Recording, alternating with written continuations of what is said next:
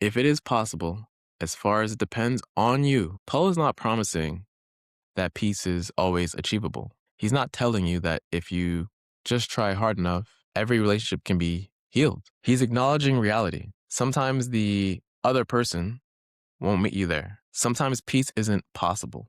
At least not right now. But the call is still clear. Do your part.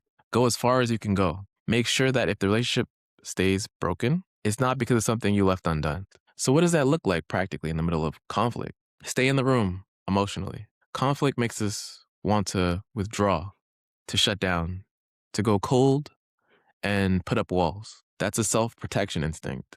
And it makes sense.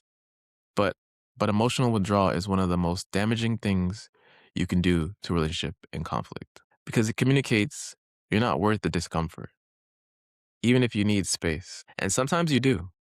Say that.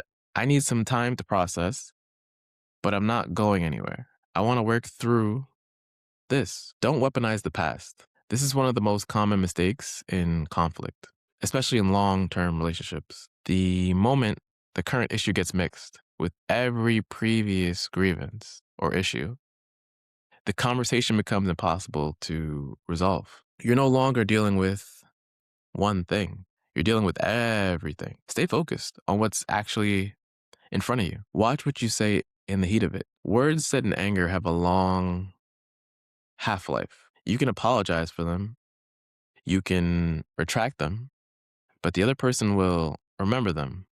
And you will too. There are things said in conflict that reshape relationships permanently, not because they were true, but because they were cruel. Slow down. If you need to stop the conversation and come back to it when you're calmer, do that. Unfinished conversations are better than permanently damaged ones. Involve a third party, wisely, of course, and only when necessary. Matthew 18 has a second part that most people skip. If going directly doesn't work, Jesus says, bring one or two others, not to gang up, not to build a coalition, but as witnesses.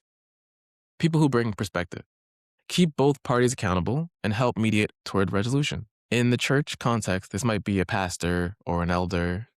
In a professional context, it might be a manager or HR. In a personal context, it might be a trusted mutual friend or a counselor. The point is, you don't have to navigate serious conflict alone, but be careful who you bring in and why. Know the difference between a season of distance and a permanent severance. Sometimes relationships need a pause. A season is reduced contact while both parties heal, reflect, and grow. That is not the same as ending the relationship.